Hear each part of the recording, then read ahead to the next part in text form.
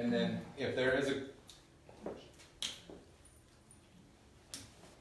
Good afternoon and welcome to Autism Lifeline Links and Facebook Live.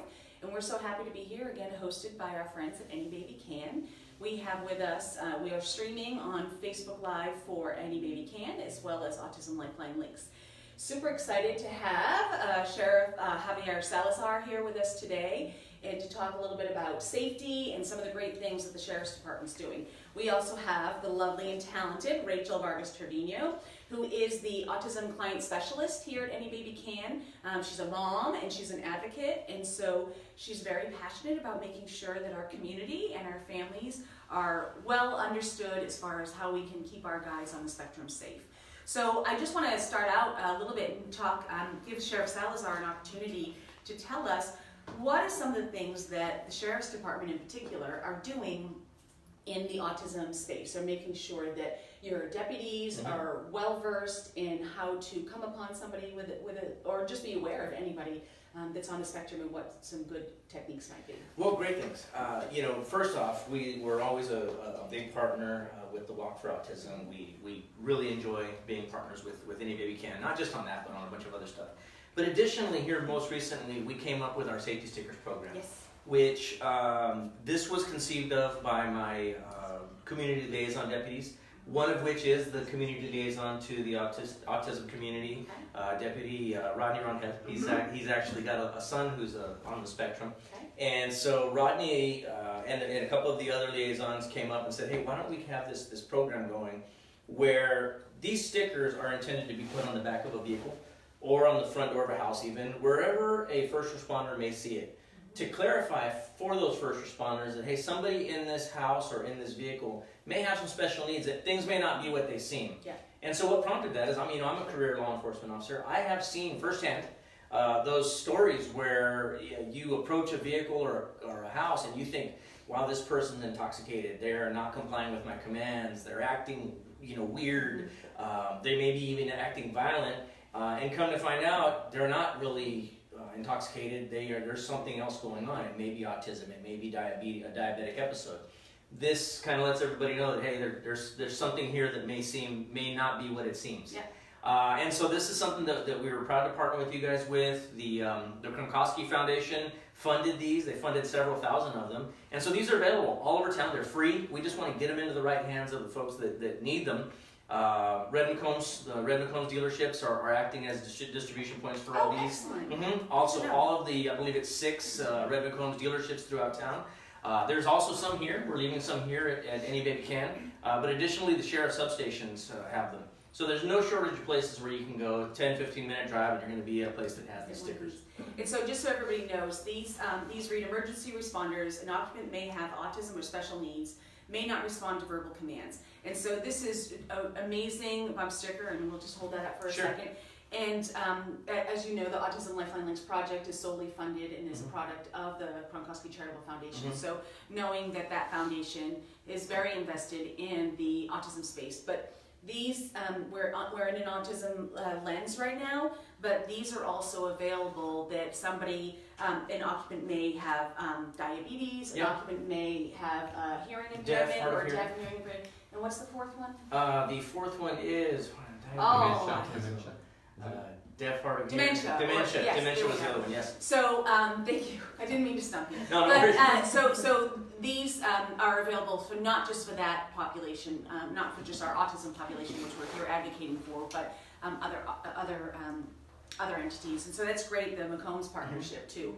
So then this is really great. So amazing things happening there, and those of us who work in this space really find you, sir, and what you're doing to be a model for the nation and also for other systems. And the other thing that's great about this is that even though these are produced by the Sheriff's Department and a brainchild of the Sheriff's Department, this is helpful to any first responder or even anybody that may be coming up on a house. So it serves many goods, one act. Well, interesting that you should mention that. We've actually gotten interest in these stickers from all over the country.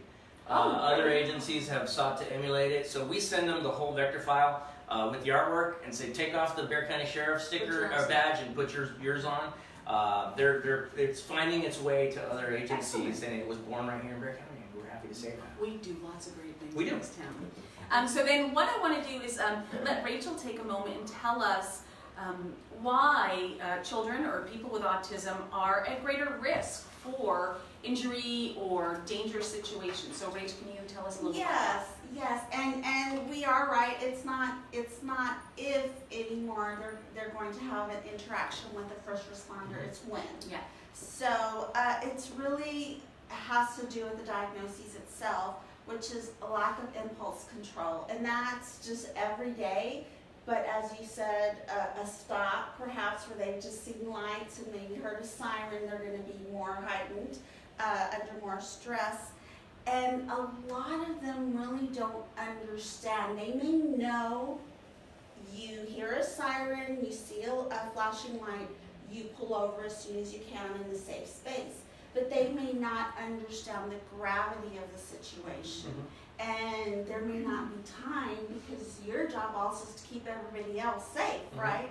So it's our job to make families aware of that. Sure. They really need to understand that the individual with autism needs to find a way and be aware that they need to possibly be put into a safe space like the backseat of a car or whatever to help them control themselves.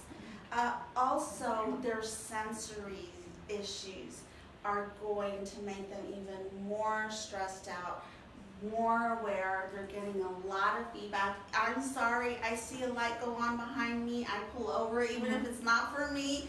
My heart is pounding, I'm sweating, my hands are sweaty. You know, an individual with autism is going to be even more stressed out. So yeah, you're right. And it's not, they may present as being a little bit like dementia, unaware, confused, may not even remember their names, and that kind of thing. So this is very important for our community. Well, if I can tell you a quick story, a friend of mine named Pam and Lynn, y'all may have worked with Pam on some things. Pam is an advocate in the community for all kinds of things, but she's got a son who's an adult. He's on the autism spectrum, the autism spectrum. Mark, he's a great young man, but Mark's a bigger individual, right? He's a big kid, big young man, I should say. Well, Mark one time called Pam.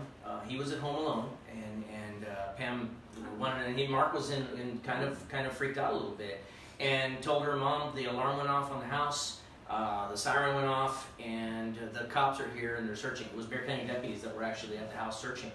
And she says, well, you know, let them in. He goes, well, they're in the house. They're searching the house right now. She says, well, where are you? He says, I'm hiding in a closet. And can you imagine, I mean, we can all kind of imagine the scenario that could have happened had he jumped out at these officers, or had they found him hiding in a closet. They're looking for a burglar in their mind. Well, it freaked out Pam too. She's a mom, right? And so she told him, do not, you know, keep me on the phone and come out and tell the officers that you're there. And so he did. It worked out fine. The deputies were able to get the situation resolved and figure out. But again, we could have eliminated a lot of that had we had something, a low-tech fix just like this. And so, yeah, I mean, we can all, just like that story that could have gone a whole bunch of different ways, it worked out for the better, and we can all picture situations like that. Just because, and so thankfully, Rodney Rangel, our deputy that's our liaison, he spends quite a bit of his time bringing back information and then disseminating to our deputies. So I would say, I'd bet good money that our agency is a little bit more ahead of the curve than most agencies because of the fact that we've got this liaison program of not just getting information out, but bringing information in and getting into the right hands of the first responders. It's a great thing. So one of the things, you give a scenario, and there's a new, the Asperger's 101, and Jennifer Allen and her people have got this passed so that on the back of your license or your ID, you can have a box check that says a communication disorder. So there are things that are happening so that if you are an adult on the spectrum and you're being pulled over. But the other thing I think about is if, as you said, I'm a mom, if I'm just when I hear a siren, you do. And like, I didn't do anything wrong, but you get angst. And so I think about the child in the back seat who may be on the spectrum, and the mom or the parent is trying to or the aide or whatever is trying to like pull over and be calm while the child in the back be increasing in elevation or behavior. So what are some of the things, with stranger danger, right? Like how do we work, how does the Bexar County Sheriff's Department, and Rachel, you can chime in a moment on, what are some of the things that are being done to make sure that there's an awareness of, we understand, like you said, there's a uniform, that's a police officer, all of this. but how do we help them not become elevated or concerned about it, rather, oh, this is a helpful person. So what are some of the, I know you work, and you can just trainings for your guys and everything, and guys and gals, so tell me a little bit about some of the things that you guys do to help become, Superman. Right? People who they know are super safe. So one of the things that we're able to do this past year is I actually almost doubled the number of in-service hours that Bexar County deputies spend in the classroom every year. When I came in, we were at just about the bare minimum, state minimum, which is about 22 hours a year. That was unacceptable to me.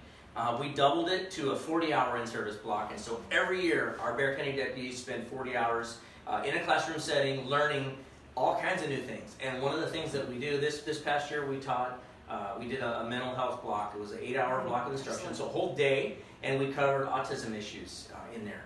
And making sure that, look, these are some of the things you may see on a traffic stop. You may see somebody become a little more animated than most, and here's what might be behind it. And here's what you might see with an 8-year-old, but that may be a 28-year-old that you're coming upon that could be 6'2", 240 pounds.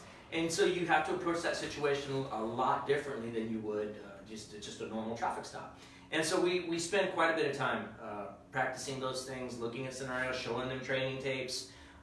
We don't want to be that reason that Bexar County is put on the map. Right. We want to be prepared before it happens. Absolutely. And so certainly training is a big part of what we do. So you're very proactive, which is what I think we do really well with our parents, because you usually do wear a hat, a cowboy hat, and then you've got all this nice shiny stuff on you, and then you may have some other stuff around your waist. And so what we teach our parents is that take them. They are part of the community. Y'all were here for our Halloween party, so they stood at the doorway as our families came in. They got to greet, the kids got to see the uniforms, they got to ask questions, there was interaction. That is one way to desensitize our kids, to expose them more. And now they know, we go to a UTSA Roadrunner game or a Spurs game and we see you rodeo, we're not going to be as scared. They are somebody who can help us, and they are the safe strength. Yeah, exactly. And then, however, though, we also know there are limits. You do not reach out and touch his gun, his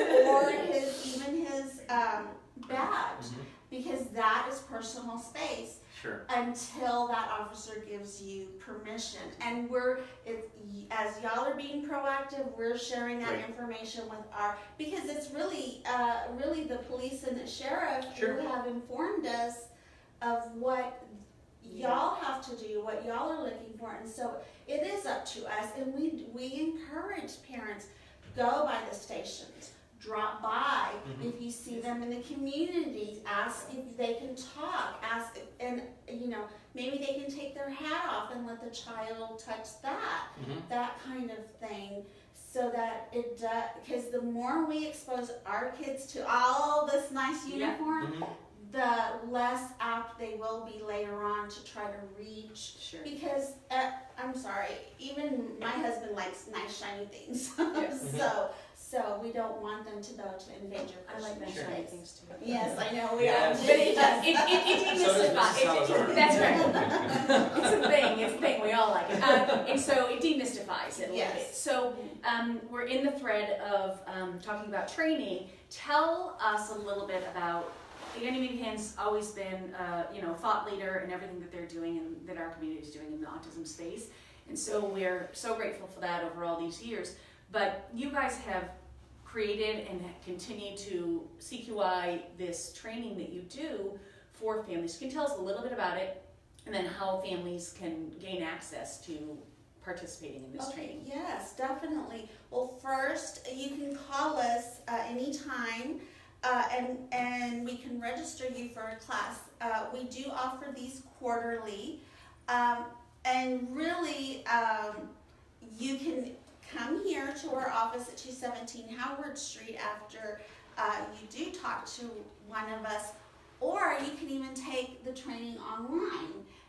We're looking at new ways to remove barriers and make it easier for parents to, so we're really kind of really making things more accessible. So it is a one-session training, and we do provide child supervision if you come here. And really, I am also a parent of a child with autism. He was diagnosed very, very young. He has actually sat in first responders' vehicles. He's talked to them. He's gone to the substations, the bicycle officers, lots of officers around the Alamo Dome. We've done all that because we wanted him to know. We knew and we learned here that was how to what we call desensitize him. So he is very comfortable talking to people in uniform, especially if they happen to be a cute brunette. Oh, but, my goodness. That's besides the point. But we provide lots of information, not only how to secure your home, how to explain dangers, because our kids are very concrete. Also, one big issue is, I'm sure you've run into this, is what we call elopement, them leaving a home or a store when you're out with them, which can be very scary. So we teach how to teach stop, how to teach no, you stay close to mom or dad or whoever the caregiver is. So those are kind of really important skills. We also provide toolboxes for our families, and this is just very quickly how to teach them phone numbers and their names, and also down here you can maybe write your name so they learn mom and dad's name, because what are mom and dad's names? Mom and dad. Mom and dad, yes. And because otherwise they will start calling us by our first Do name. you have that in rotary picture? Oh, not yet. I know. It's cell phone. It's cell phone. So frightening, but yes. Yes. And I believe y'all are going to be working on some ID kits at the walk to help. This is something we do too. We provide these cards, and it's to update the photos, because everybody changes we all change pretty frequently. And then the fingerprinting, because this makes it really easy. Sure. We recommend you put it on the fridge. It's not laminated, so the information can be changed and updated. And as you see, we have several visuals here. And really, we have learned, like I said, from the professionals, what to teach. Mm-hmm. And another example is keeping cards in the glove compartments. Somebody mentioned what happens, well, to me they asked, what happens if you were knocked out, if you did have a car accident and Diego was sitting in the back? And they know, because I have not put an autism sticker yet on my relatively new car, but this is in the glove compartment. Thank you! And then also, you can, I have one taped to my front door, and then we also highly recommend that you put it on the back door, we've been told, and windows, but not on a bedroom where the child is. And if you come to our trainings, you get all of this, more ID cards. We're working on making things more accessible and easier to use, so we're also looking at more types at no cost to any of our families who call. And I can say the main number, 210-227-0170. Call us and you tell them to just transfer you to Rachel or Kibby, and we can get you guys all set up, okay? Thank you, Rachel. And so this brings up, and we're talking a little bit about elopement. We've got these great things that are happening if a first responder comes to your home or comes upon your car. So I want to talk a little bit. There's been, Sure. some situations in San Antonio that so I have goosebumps just thinking of the community response when some of this happens for elopement. So what is the protocol, the 911 first responding protocol in our community when a child is missing, and especially if a child with a disability is missing? And secondly, I don't want to forget that this Autism Lifeline Links is not just about children, it is about adults. Absolutely. So then you're compounding some of the big person things where if they're walking down the street, nobody thinks it's a big deal because it's just a teenager or a big person walking down the street, but actually they're lost. So Right. can you tell us a little about what is the protocol and what, how do we manage that, and what should a parent be prepared for besides having all this great stuff so they can hand that right off? So call it in. Your best bet is to have as accurate a description as you possibly can.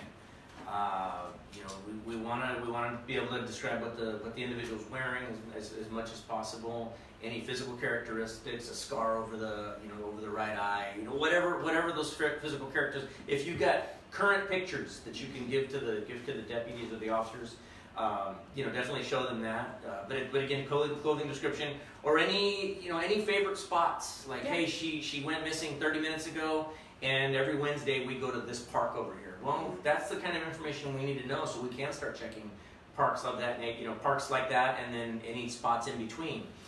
As much information as you can, their physical routine as much as you can. That's information we need to know. But as far as we go, we're going to pull out all the stops. We're going to be searching by air. We have access at the sheriff's office to DPS 107, the helicopter. SAPD's got Eagle that can also help with air searches. At the sheriff's office, we've got our mounted patrol that can search wooded areas. We've got drones that we can utilize at the sheriff's office as well. So we've got the tools. It's just we need people to let us know as much information as early as possible as you can. Don't wait. Oh, well, she'll come back in an hour or so. Call it in. Call it in. Better safe than sorry. Absolutely. It's always good. So this is, we didn't discuss this, but somebody asked recently, and it was in the past month when somebody on the spectrum had gone missing. What is the amber and silver alert? There's a threshold, right? And so I just want to let people know that if you can, you don't need to go into detail, but just let people know. They're like, I understand. Why is there an amber alert? I was like, well, and so I explained naively, I guessed, but I was like, I'm sure there's a threshold of things. There's things that need to be met because people do wander. Children do wander off. People with dementia, and everything doesn't meet that threshold. So I just want to demystify that for people, Sure. let them know that there is a process, and can you talk about There is. For at least for amber alerts and silver alerts, there's criteria that have to be met, and DPS sets those. And so when we call it in, if it doesn't meet A, B, and C, they won't take it as an amber alert or a silver alert. Quite frankly, quite frequently that results in some frustration from the public, but they don't understand that you have to. And so, just because it may not fit the criteria for an amber or a silver alert, we're still going to do what we need to do the search. Now, BCSO, at least on our social media page, BCSO is Bexar County Sheriff's Office. I'm sorry, BCSO. The Bexar County Sheriff's Office, our Facebook page, we've got something a little different than some of the other agencies have. Is we've got a local alert that we can do. We actually are one of the few agencies that can do something that has a little bit extra to it that we're able to utilize our social media for that purpose. Anybody in Bexar County. So either if it's a San Antonio police case or a Balcones Heights police case or one of the other municipalities, they can contact us and we'll use that local alert on our social media to help blast it out. I mean, it's still our county. Even if the handling agency is a different municipality within that county. So we'll push out as much information as we possibly can, even if it doesn't meet the criteria for an amber or a silver alert. perfect. Thank That's you. great to know. Yeah. Great and good information. And so there's coordination with SAPD and BCSO. There is, absolutely. And so thank you for explaining that, Of course. because you're right, sometimes people get frustrated and you're like, not that your guy isn't the most important person, but Right. there is that threshold. Rachel, can you talk a little bit about what some of the things are that really, if you had to pick the two top things that if every parent, if every caregiver of somebody on the spectrum was listening right now, about priority one for you, if you do something this weekend to help keep your person safe or be prepared for it, tell me what are the two things that you would say that are inexpensive or cost nothing, that are really just do that, because we never know what can happen. Okay, so I think first is the picture thing and having any information, like you said, regarding maybe some sensory issues or some I can't think of the word right now. The flapping. Oh yeah, like so they're external behaviors Yes, that are yes. stemming or Stimulating, repetitive. self-stimulating. I love it. I'm sorry, I talked job, about it right? all day long and I just lost it. Thank you. You were very well informed. So the self-stimulatory behaviors, because that also will help them to calm down, is keep all that information in one place. And then again, if you come to the agency, we provide a lot of that capability for you via a navigator, which is a binder. Also, like I said, the toolboxes will do that, and we also will do ID cards right now. Also, there are various ways of providing identifying information for an individual. There are tattoos, there are dog tags. My son, we used to put dog tags on his jacket. It was just easier because we couldn't he had a lot of sensory issues. You can put it on the belt loops, on the shoes, which is a really great way because it doesn't interfere with hardly anything else on his body. So I think those are the two things: is get your information together, keep a recent picture, and then come to the walk so that you can get your fingerprints done, okay?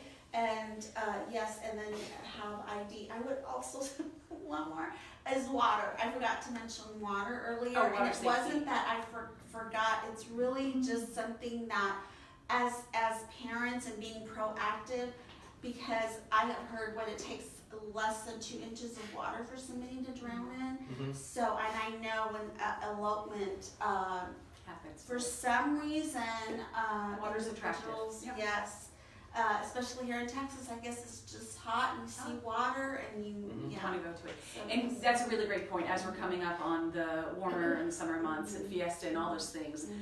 Whether it's Fiesta safety, right? Having that information, carrying it with you so that you God forbid, you get just detached from somebody at an event. The walk is April 20th, and it is I personally love it. It's a great event. It's a great family event. My favorite thing is seeing everybody in their team shirts and really loving and supporting and coming together in fellowship. So again, thanks to Any Baby Can for putting on such a great event. I do want to say that all these things are so important for our population on the spectrum, but it's also really important for every child, every person with a brain injury, every person with an intellectual developmental disability. So know that though Autism Lifeline Links has autism in its name, and that is our primary target, we're here to make sure that everybody in our community is safe and well informed. Do either of you have anything else that we didn't cover that you'd like to add? GPS trackers. GPS. I know that there are certain companies out there that do make GPS trackers for folks with autism or dementia. That can be implanted in the sole of a shoe. Bracelets, not so much because they can be removed. But if it's something that you can implant into the sole of their favorite pair of shoes or whatever, that could really make the difference between life and death. Absolutely. And so I think that it could be relatively expensive, but I think that it's worth it. I think it's money well spent if it's something that you can afford and Especially if you know you have somebody that wanders or absolutely. or anything like that. Absolutely. That's just a risk. So we want to thank Any Baby Can for hosting us. Thank and you. of course, thank you to Sheriff Salazar and the Bexar County Sheriff's Department for being, again, ahead of the curve and a great example for everybody. And the lovely Rachel for being, again, an advocate, a fabulous deliverer of information for our community. You can always go to Any Baby Can or Autism Lifeline Links or any of our other partners, the Arc of San Antonio, Autism Treatment Center, Autism Community Network, Brightness Center, CAMP, Children's Hospital San Antonio, the Center for Healthcare Services, Special Reach, and Respite Care San Antonio to find out more about any of the things that we're doing in the community to help bring awareness and demystify the special needs population. So thank you and have a great weekend.